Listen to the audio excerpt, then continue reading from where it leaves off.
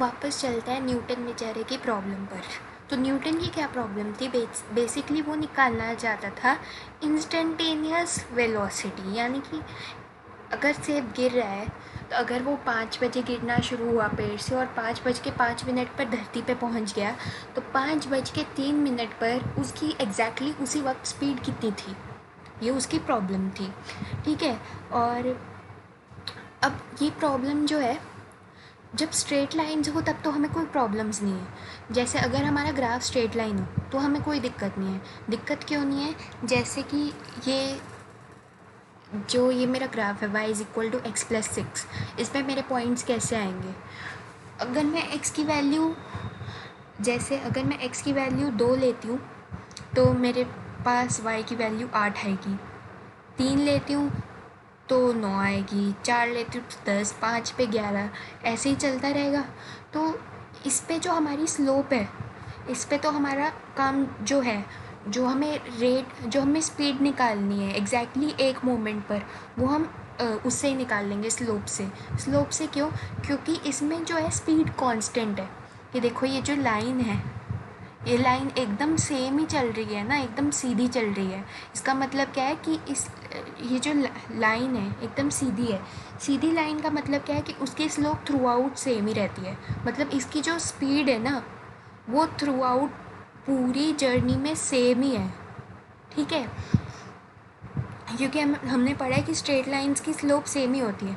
अब चाहे मैं 4,10 ले लूँ एक पॉइंट, दूसरा पॉइंट जैसे 3, लाइन ले लूँ तो भी इसकी स्लोप 1 ही आएगी। 4,10 और 5,11 पे भी कैलकुलेट करूँगी तो भी 1 ही आएगा। और स्लोप क्या पढ़ा था हमने कि स्लोप ही स्पीड है ग्राफिकली अगर हम बात करें तो।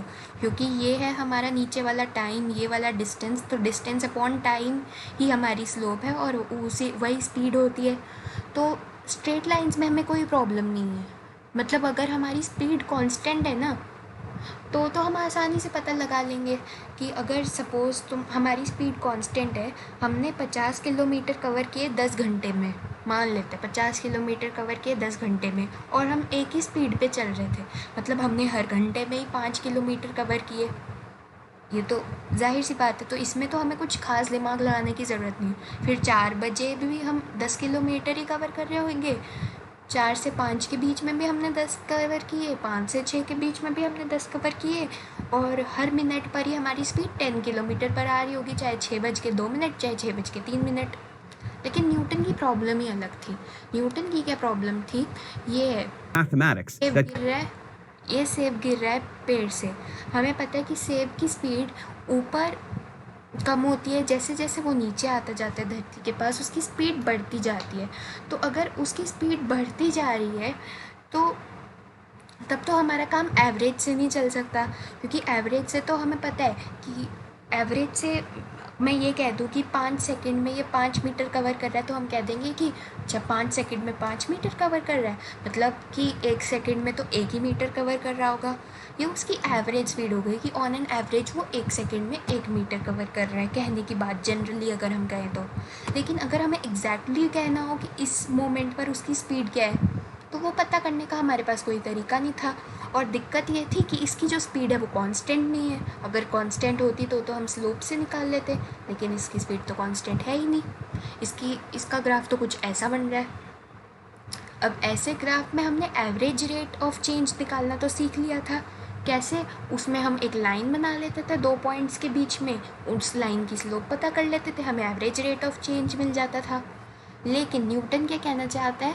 न्यूटन पता करना चाहता था कि एग्जैक्टली अगर इसी पॉइंट पर स्पीड कितनी है, मुझे दूसरे पॉइंट से कोई परवाह नहीं, एग्जैक्टली इसी पॉइंट पर स्पीड कितनी है वो कैसे पता कर सकती हूँ मैं? क्योंकि स्लोप के फॉर्मूले के लिए तो मुझे 2 पॉइंट्स चाहिए होते हैं, है ना। अगर मैं इस पॉइंट से एक लाइन गुजार भी दूँ तो भी मैं उस लाइन की स्लोप कैसे निकालूंगी? स्लोप के लिए तो मुझे 2 पॉइंट्स चाहिए ना। स्लोप का तो फॉर्मूला ही y2 minus y1 upon x2 minus x1 है। तो उसने क्या किया? उसने स्लोप के फॉर्मूले में थोड़े बदलाव किए। बदलाव क्या किए? कुछ खास बदलाव नहीं किए। पहले तो हमारा फॉर्मूला क्या था? y2 minus y1 upon x2 minus x1। उसने क्या किया? y1 और y2 के नाम बदल दिए। नाम क्यों बदले ये हमें थोड़ा आगे चल के समझ में आएगा। अभी बस इतना समझ लो कि y1 को उसने f(x1) कह दिया। हमें पता है कि y1 और f(x1) बात सेम है, दोनों ही आउटपुट को रिप्रेजेंट करते हैं। अगर हम x1 रखते हैं तो हमें क्या आउटपुट मिलेगी, वो f(x1) भी हमें वही बताता है और y1 भी हमें वही बताते हैं। बस हमने y1 की जगह f(x1) और f(x2) लिख दिया। क्यों किया ऐसा, क्योंकि देखो अब हमें क्या करना था, अब हमें पता करनी थी इस पॉइंट की पे एग्जैक्टली हमारी स्पीड कितनी आएगी। ठीक है, तो न्यूटन ने क्या तरीका निकाला, 2 पॉइंट्स से तो हमें निकालना आता है एवरेज।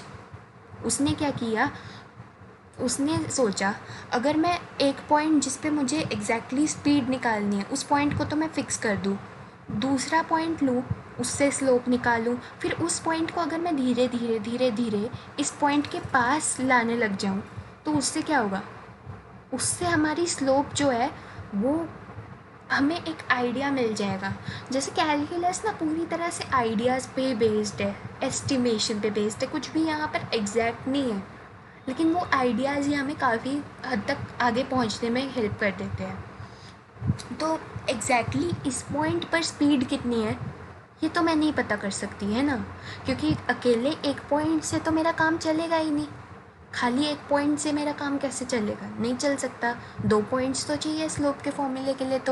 तो लेकिन अगर मैं इसी पॉइंट को दूसरे वाले पॉइंट को पहले वाले पॉइंट के काफ़ी करीब ले आऊँ, तो जैसे जैसे मैं उस पॉइंट को उसके और करीब और करीब और करीब ले जाती जाऊँगी।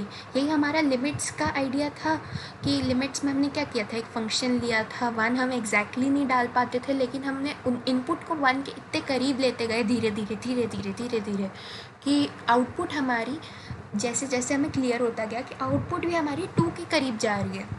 तो हम इनपुट से एग्जैक्टली आउटपुट तो कभी नहीं निकाल पाए, लेकिन हमें ये आइडिया मिल गया कि 1 के जैसे जैसे करीब इनपुट जाएगी आउटपुट भी 2 के करीब जाएगी, है ना। तो अब हम इसमें भी एग्जैक्टली स्पीड इस पॉइंट पर नहीं निकाल सकते, क्योंकि उसके लिए हमें 2 पॉइंट्स की ज़रूरत होती है और अकेले एक पॉइंट से हमारा काम नहीं चलेगा। लेकिन हम दूसरे पॉइंट को इसके इतना करीब ले जा सकते हैं कि जैसे यहाँ पर जो स्लोप है, यहाँ पर स्लोप का एस्टिमेट आएगा, लेकिन अगर मैं तो यहाँ पर स्लोप का एस्टिमेट अगर 2.59 आता है, इस पॉइंट को मैं थोड़ा और पास ले गई, सपोज़ अब स्लोप आई 2.40, और करीब ले गई 2.31, और करीब ले गई 2.08, और करीब 2.01। तो मुझे क्या आइडिया मिल रहा है कि जैसे जैसे मैं अपने पॉइंट को अपने दूसरे पॉइंट को अपने फिक्स्ड पॉइंट के और करीब ले जाती जा रही हूँ, मेरा जो आंसर है वो 2 के करीब आ रहा है, 2 के और करीब होता जा रहा है। तो भले ही मैं एग्जैक्टली कभी स्पीड ना निकाल पाऊँ इसकी, लेकिन मैं ये तो पता कर सकती हूँ ना कि उसके एकदम करीब, अगर इस पॉइंट के एकदम करीब एक पॉइंट में रख दूँ उसकी स्पीड, तो उन 2 पॉइंट्स के बीच में हमारी एवरेज स्पीड क्या आएगी, और उसी एवरेज स्पीड को भले ही वो एवरेज स्पीड एग्जैक्ट नहीं होगी, एकदम एग्जैक्ट नहीं होगी, लेकिन वो इतनी पास होगी एग्जैक्ट वाले के कि हमारा काम चल जाता है रियल लाइफ में, एप्लीकेशंस में, फिज़िक्स के लॉज में, इनमें हमारा काम चल जाता है, इको में। तो यही बेसिक कंसेप्ट है डेरिवेटिव्स का। अब हम देखते हैं कि मैथमेटिकली न्यूटन ने ऐसा कैसे किया। उसने क्या किया, पहले तो अब हमें करना क्या है, हमें दूसरे वाले पॉइंट को पहले वाले फिक्स पॉइंट के करीब ले जाना है। ठीक है, अब मैं दूसरे वाले पॉइंट को पहले x2 कहूँ, फिर जब वो इतने करीब आ जाए तो x3 कहूँ, फिर x4 कहूँ, फिर x5 कहूँ। डिफ़िकल्ट नहीं हो जाएगी कैलकुलेशन काफ़ी ज़्यादा, है ना, काफ़ी दिमाग ख़राब हो जाएगा ना। तो उसने क्या किया, उसने कहा देखो इस पॉइंट को मुझे इसके तो करीब ले जाना ही है, क्यों ना मैं इस पॉइंट को भी x1 के टर्म्स में ही लिख दूँ। मतलब देखो अभी मैंने इसको x1 माना, इसको x2 माना, इनके x कोऑर्डिनेट्स को, क्यों ना मैं इसको फिर मुझे x2 को अगर मैं इधर ले गई तो x3, x4, x5, दिमाग ख़राब हो जाएगा। x5 माइनस x1 करेंगे, फिर x2 minus x1, x3 minus x1, पक जाएंगे पूरी तरह से, है ना, कुछ समझ में भी नहीं आएगा इतना। तो उसने क्या किया, उसने x2 की बजाय x1 और x2 के बीच का जो गैप है उसको यूज़ करने का सोचा। देखो x1 वाला पॉइंट जो है वो तो हमारा फिक्स्ड है ही, तो उसको तो वैसे ही रहने दिया। और जो x1 और x2 के बीच का जो गैप है ना, उसको हमने मान लिया h, उस डिस्टेंस को हमने मान लिया h। ठीक है, अब उस डिस्टेंस को हमने h मान लिया, तो मैं x2 को क्या कह सकती हूँ, x1 प्लस h कह सकती हूँ मैं डिस्टेंस को। डिस्टेंस को मैंने क्या कह दिया, x1 plus h। x1 plus h जब मैंने डिस्टेंस को कह दिया तो बेसिकली मैंने x2 को इन टर्म्स ऑफ x1 लिख दिया। क्यों? क्योंकि x2 तो हमारा बार बार बदलेगा, x2 की वैल्यू बार बार बदलेगी। वो अभी यहाँ पर है, फिर उसके पास जाएगा और पास जाएगा, बार बार x3 x4 की बजाय मैं क्या करूँगी, h की वैल्यूज़ बदल दूँगी। x1 प्लस h है ना x2, तो जब जब जैसे जैसे इसके बीच का डिस्टेंस बदलेगा मैं h की वैल्यू डिस्टेंस में बदल दूँगी। बट कम से कम मुझे बार बार x2 x3 x4 इतना लंबा चौड़ा दिमाग ख़राब करने वाली चीज़ें तो नहीं लिखनी पड़ेंगी ना, है ना। अगर मैं फंक्शन को ऐसे लिख लूँ x1 प्लस h, उसमें h की बार बार अलग अलग वैल्यूज़ चाहे कितनी भी करोड़ों वैल्यूज़ डालूँ कोई दिक्कत नहीं है, लेकिन x2 x3 x4 दिमाग ख़राब हो जाता है। अच्छा, अब मैंने डाल दिया x1 प्लस h, चलो ये बात मुझे हो गई क्लियर, ये बात मैंने मान भी ली। अब देखो मैंने x2 की जगह डाल दिया x1 प्लस h। अब y2 डालना मुझे इतना कन्वीनियंट नहीं लगा। अब मैंने y1 और y2 को क्यों बदला, यहाँ से y1 और y2 लिखेंगे, ठीक है ना।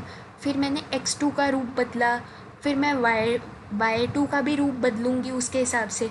x2 का रूप मैंने क्यों बदला, ताकि मुझे कैलकुलेशन में मेरे लिए कन्वीनियंट हो। अब फिर उसी हिसाब से मैं y2 का भी रूप बदलूँगी y1 के हिसाब से, दिमाग ख़राब नहीं होगा। अब सबका यही करते रहे, y1 plus h y2 plus h, पता नहीं क्या क्या करेंगे। सीधा सीधा x1 और x1 प्लस h तो हमें क्लियर हो गया, लेकिन y का कितना स्यापा पड़ेगा फिर से। उस स्यापे को हटाने के लिए हमने क्या किया, y की जगह अगर मैं बस fx1 वाली फॉर्म ले लूँ तो उससे मेरा फ़ायदा क्या है। देखो fx1 वाली फॉर्म में क्या होता है, बाहर एक f लिखो और जो भी इनपुट तुम डाल रहे हो उसको ब्रैकेट में डाल दो। तो अगर मैं x2 डाल रही हूँ इनपुट तो fx2 लिख लो। अगर मैं x2 की जगह x1 प्लस h लिख लेती हूँ, x1 की टर्म्स में उसको डिफ़ाइन कर देती हूँ, तो बाहर f लिखो, ब्रैकेट में x1 प्लस h लिख लो। लेकिन y के साथ सिरदर्दी, उसमें प्लस h करना है माइनस h करना है, ये वो स्यापा पड़ेगा फिर से, इसलिए उसने fx1 fx2 वाली फॉर्म यूज़ की। ठीक है, ठीक है। तो अब हमने बेसिकली क्या किया, फॉर्मूले को हमने लिख लिया y2 माइनस y1 की जगह fx2 माइनस fx1, और मैंने अभी क्या बताया कि x2 को हमने x1 प्लस h बना दिया। ठीक है, तो अब हम अपने नए फॉर्मूले को देखते हैं। नया फॉर्मूला जो हमारा आया वो कुल मिला के क्या बना, ये बना हमारा नया फॉर्मूला। क्या फॉर्मूला था, y2 माइनस y1, y2 की जगह पर हमने डाल दिया fx2। x2 किसके बराबर है, x1 प्लस h, क्योंकि x1 ये रहा, उसमें h गैप ऐड होगा तभी तो x2 आएगा, तो x1 प्लस h कर दिया मैंने, ताकि x2 x3 x4 का स्यापा ना पड़े। अगर मुझे x1 पता है और डिस्टेंस पता है तो मैं अपने आप ही x2 निकाल सकूँ, है ना। क्योंकि हम हमेशा तो पॉइंट्स नहीं पता कर सकते ना एग्जैक्टली कि 4,2 5,7 ऐसे एग्जैक्टली पॉइंट्स नहीं पता कर सकते, लेकिन हमें ये पता होता है कि एक पॉइंट है 4,2 और जो दूसरा पॉइंट है वो उससे 5 यूनिट्स की दूरी पर है, उससे हम निकाल सकते हैं। इस फॉर्मूले से हमें आसानी होगी। तो मैंने x2 की जगह पर fx1 प्लस h लिखा, माइनस y1 की जगह पर fx1 लिखा सिंपली। x2 की वैल्यू मेरी कितनी थी, x1 plus h, x1 plus है मेरा x2, वो डाला, माइनस x1 किया। अब मुझे कुछ दिख रहा है, मुझे क्या दिख रहा है, x1 और माइनस x1 तो कैंसिल हो गया। ठीक है, तो मेरा अब ये मत करना कि fx1 plus h minus fx1 में भी x1 और x1 कैंसिल कराओ, ऐसे मत कराना, क्योंकि ये बस दिखा रहा है कि इसके अंदर इनपुट क्या डली है। ठीक है ना, ये f जो है ये फंक्शन का f है, मतलब उस फंक्शन के अंदर x1 प्लस h हमने इनपुट डाली है। बेसिकली fx1 प्लस h हमें आउटपुट दिखा रहा है कि x1 प्लस h डालने पे क्या आउटपुट आई, वो आउटपुट सिग्निफाई करने के लिए वो हमने f डाला है। इसका मतलब ये नहीं कि f को मल्टीप्लाई करके अंदर और fx1 कैंसिल करा, वो एकदम गलत हो जाएगा। ये बस इनपुट को सिग्निफाई कर रहा है, ये f मल्टीप्लाई नहीं हो रहा है इससे, ये बात ध्यान में बिठा लेना। अब क्या हुआ हमारा, ऊपर वाले को तो हम कुछ नहीं कह सकते, लेकिन नीचे वाले को तो काट सकते हैं ना हम। नीचे वाले में तो कुछ एफ का झंझट नहीं है, वो हमने काट दिया। ठीक है, अब वापस आ जाते हैं अपनी, अब ये तो हमारे पास बन गया फॉर्मूला। अब वापस आ जाते हैं अपनी प्रॉब्लम पे। न्यूटन की क्या प्रॉब्लम थी? ये एक पॉइंट है, इस पॉइंट पर स्पीड निकालनी है एग्जैक्टली। ठीक है, अब मुझे इस पॉइंट पर स्पीड निकालनी है एग्जैक्टली। मुझे ये तो समझ में आ गया कि खाली एक पॉइंट से मेरा काम नहीं सकता, तो मैं एक और पॉइंट को पास ले गई इस पॉइंट के, बहुत पास, बहुत पास। इतनी पास ले आई मैं दूसरे पॉइंट को पहले पॉइंट के कि मैंने उनका डिस्टेंस ही ज़ीरो कर दिया। डिस्टेंस समझ रहे हो? डिस्टेंस किसको लिया था हमने? h लिया था ना। दूसरे पॉइंट को हमने x2 को कैसे लिखा था? x1 plus H. ये जो x1 प्लस एच लिखा है, उस h को ही मैंने ज़ीरो कर दिया। मैं उस पॉइंट को वर्चुअली इसके एकदम साथ ही चिपका दिया मैंने। ठीक है, अब जब साथ चिपका दिया मैंने, तो फॉर्मूले में एक बार डाल के देखते हैं हमें क्या रिजल्ट मिल रहा है, क्या उससे हम स्लोप निकाल पा रहे हैं, क्या हो रहा है देखते हैं। उससे क्या हुआ मेरे पास, अब h मेरा ज़ीरो हो गया, तो fx1 प्लस ज़ीरो मतलब fx1 ही बना। वो तो इधर भी fx1 उधर भी fx1। अब हम काट सकते हैं ना, क्योंकि अब तो वो एकदम सेम ही चीज़ प्लस माइनस में तो कट जाएगी। ये तो ऊपर तो ज़ीरो आ गया और h भी ज़ीरो। अरे ये तो ज़ीरो बाय ज़ीरो की फॉर्म बन गई, और जाहिर सी बात है ज़ीरो बाय ज़ीरो की फॉर्म बनेगी। आपने एक पॉइंट लिया, ये पॉइंट आपने फिक्स किया, दूसरे पॉइंट को भी आप वहीं पर ही ले आए, तो हुआ तो वो एक ही पॉइंट ही ना। जब आपने उनके बीच का डिस्टेंस ज़ीरो कर दिया, मतलब कि एक ही पॉइंट ही ले लिया है आपने। बस उल्लू बनाने वाली बातें हैं। आप कह रहे हो कि आप दूसरे पॉइंट को वहाँ तक ले आए, फिर आपने डिस्टेंस ज़ीरो कर दिया। अगर उनके बीच का डिस्टेंस ही ज़ीरो है, मतलब सेम ही पॉइंट है ना, बस एक पॉइंट के ऊपर आपने दूसरा पॉइंट रख दिया, पर जगह तो सेम है, लोकेशन तो सेम है, एकदम एग्जैक्टली है ना। तो अब हमें मिल गई ज़ीरो बाय ज़ीरो की फॉर्म। हमने क्या किया था, हमने दो पॉइंट्स लिए थे, एक पॉइंट को हम उसके करीब करीब करीब करीब लेते लेते ज़ीरो तक ले आए, उसके बीच का डिस्टेंस ही ज़ीरो कर दिया। ज़ीरो बाय ज़ीरो जब भी आए, बिना सोचे समझे हम क्या करते हैं, लिमिट्स का प्रयोग। तो हमने क्या किया, अब ये फॉर्मूला हमारा वर्क नहीं करेगा। क्यों? इसमें अगर हम h की वैल्यू डालेंगे तो हमारा ज़ीरो बाय ज़ीरो बन रहा है, तो हम h की असली वैल्यू जो हमने ज़ीरो रखी है, क्योंकि अगर हम h की वैल्यू ज़ीरो रखेंगे तभी तो हमें इस पॉइंट पर ही स्पीड निकालनी है ना, एग्जैक्टली इसी पॉइंट पर स्पीड निकालनी है। हम एवरेज नहीं निकाल रहे हैं यहाँ पर। मतलब हमें जो डेरिवेटिव से हमें जो आंसर मिलता है, डिफरेंशिएशन से जो आंसर मिलता है, वो होता है एस्टिमेट ही है, बट वो इतना परफेक्ट एस्टिमेट होता है ना कि वो एस्टिमेट भी कुछ ज़्यादा ही परफेक्शनिस्ट वाला एस्टिमेट होता है, काफ़ी असलियत के करीब करीब ही होता है वो एकदम।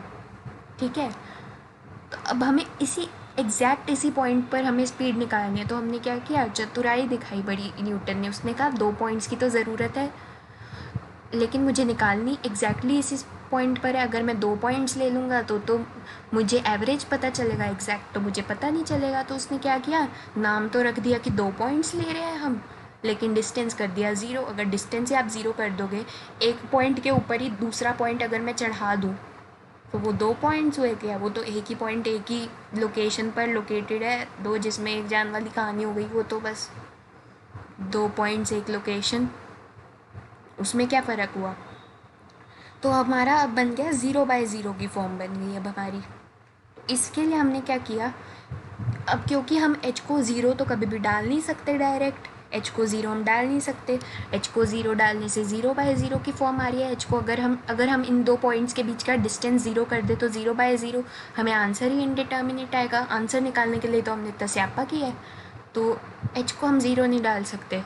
जब हम ज़ीरो डाल ही नहीं सकते इनपुट में, तो हम क्या करते हैं, जब हम इनपुट में कोई चीज़ डायरेक्टली नहीं डाल सकते तो हम लिमिट्स का सहारा लेते हैं।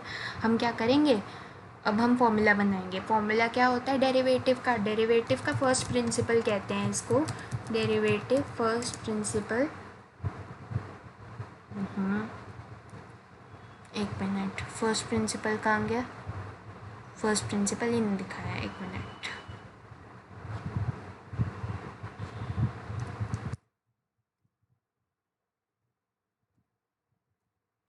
ये होता है फर्स्ट प्रिंसिपल हमारा, लेकिन इसमें एक बात अधूरी है अभी।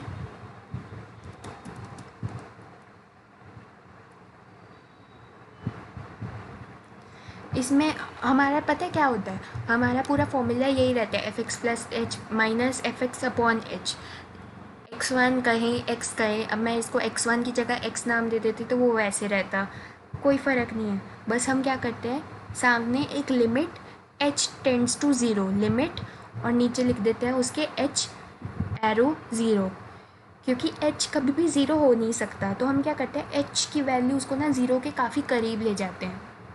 क्योंकि देखो हमने क्या किया था, हमें यही आइडिया तो मैंने पहले भी बताया था, अब मैंने इसको मैथमेटिकली एक्सप्लेन किया है। क्या किया था, मैं इस पॉइंट को इसके काफ़ी ज़्यादा करीब ले गई, ठीक है। मैंने एक वक्त पे तो मैंने इस पॉइंट को एकदम इसी के जो दूसरा पॉइंट है उसको एकदम फर्स्ट वाले पॉइंट की जगह पर ला के खड़ा कर दिया, उनका डिस्टेंस ही ज़ीरो कर दिया। लेकिन उससे मुझे एहसास हुआ कि नहीं यार, इससे तो काम नहीं बन रहा अपना। तो मैंने क्या किया, ज़ीरो नहीं किया, लेकिन उसका जो बीच का जो, लेकिन मैं ज़ीरो के काफ़ी करीब ले गई अपने डिस्टेंस की वैल्यूज़ को। ज़ीरो नहीं रख सकती, 0.00001 तो रख सकती हूँ ना, 0.00001 और ज़ीरो में कितना ही अंतर है। अब पहले मैंने क्या किया, पहले मैंने 0.1 रखा, फिर 0.01, 0.001। इससे क्या हुआ, धीरे धीरे ही सही मैं ज़ीरो के करीब जाती जा रही हूँ, और करीब और करीब। तो उससे मुझे एक आइडिया तो मिल गया अगर मेरी डिस्टेंस एकदम ज़ीरो होता तो मेरे फंक्शन की वैल्यू क्या हो जाती। यही कंसेप्ट है डेरिवेटिव का बेसिकली। डेरिवेटिव क्या होता है, अगर मैं एक फंक्शन का डेरिवेटिव निकाल रही हूँ, मतलब कि मैं एग्जैक्टली ये पता कर रही हूँ कि इस पॉइंट पर इसका रेट ऑफ चेंज कितना होगा, कितना इसमें बदलाव होगा। और ये जो फर्स्ट प्रिंसिपल है ना, ये limit h tends to zero F X plus H minus F X upon H, ये बनाया था न्यूटन ने और लेबनीज़ ने, दोनों ने बनाया था। और इसी को यूज़ करके हम, तो ये बेसिकली डिफ्रेंसिएशन का ओरिजिन है, कहाँ से शुरुआत हुई, ताकि ये समझ में आया हमें कि क्या मतलब है अगर हम किसी को डिफ्रेंशिएट करते हैं तो उसका क्या मतलब है। मतलब अगर मैं साइन एक्स को डिफ्रेंशिएट कर रही हूँ ना, तो मतलब ये है कि अगर मैं साइन एक्स को डिफ्रेंशिएट कर रही हूँ विद रिस्पेक्ट टू एक्स, मतलब मैं ये पता कर रही हूँ कि साइन एक्स का जो ग्राफ है उसमें कितना बदलाव आएगा अगर मैं एक्स की वैल्यूज़ चेंज कर दूँ तो। और जो डेरिवेटिव्स का असली यूज़ है ना, जो मैंने ये बताया कि इंस्टेंटेनियस वेलोसिटी, एकदम इसी पॉइंट पर क्या बदलाव आ रहा है उस ग्राफ में, जैसे एकदम इसी पॉइंट पर कितना बदलाव आ रहा है, किस तरह का बदलाव आ रहा है ग्राफ में, वो ढूंढने में हमें मदद करते हैं डेरिवेटिव्स। और वो मुझे लगता है कि बेटर एप्लीकेशन ऑफ डेरिवेटिव्स वाले चैप्टर में ही समझ में आता है, क्योंकि थ्रू आउट डिफ्रेंसिएशन का जो पूरा जो पोर्शन है उसमें उतना ज़्यादा अच्छे से समझ में नहीं आता जितना एप्लीकेशन ऑफ डेरिवेटिव्स में हमें क्लियर हो जाता है कि एग्जैक्टली एक पॉइंट पर रेट ऑफ चेंज पता करने का क्या मतलब है, ठीक है। क्योंकि उसमें वो हमें बोलते हैं कि एग्जैक्टली जब x इज़ इक्वल टू ये होगा तो उस पॉइंट पर रेट ऑफ चेंज पता करो, तो वो हमें ज़्यादा क्लियर होता है कि अच्छा डिफ्रेंसिएशन मतलब कि जब हमारी x की वैल्यू एग्जैक्टली इतनी होगी उस वक्त ग्राफ में कितना चेंज आ रहा है, किस गति से चेंज आ रहा है, क्या वो ग्राफ बहुत ज़्यादा बदल रहा है, क्या हल्का फुल्का बदल रहा है, क्या कम हो रहा है, क्या बढ़ रहा है, ये बेसिकली डेरिवेटिव हमें बताता है, ठीक है। और इसी फर्स्ट प्रिंसिपल से जितने भी हमारे डेरिवेटिव्स हैं वो बनाए गए, साइन एक्स का कॉस, टैन का सेक स्क्वायर, ये सारे जितने भी डेरिवेटिव्स हैं इसी प्रिंसिपल के ऊपर ही बेस्ड है। बट हम इस प्रिंसिपल को यूज़ नहीं करते। अब यूज़ क्यों नहीं करते, क्योंकि ये इतना ज़्यादा प्रैक्टिकल नहीं है। तो इससे हमने कई सारे रूल्स बना लिए हैं और अब हम उन रूल्स को यूज़ करते हैं ताकि हमारे लिए टाइम भी तो बचाना है ना। फिर हम न्यूटन तो 1700 में आया था, हम 2020 में, तो तब से आगे की और भी तो तरक्की करनी है ना, फिर और जल्दी जल्दी चीज़ों को पता करने के लिए, ठीक है। तो वो कौन से रूल्स है, चेन रूल, प्रोडक्ट रूल वगैरह, उनको कैसे यूज़ करते हैं वो हम क्वेश्चंस में देख लेंगे। Thank you. What is known as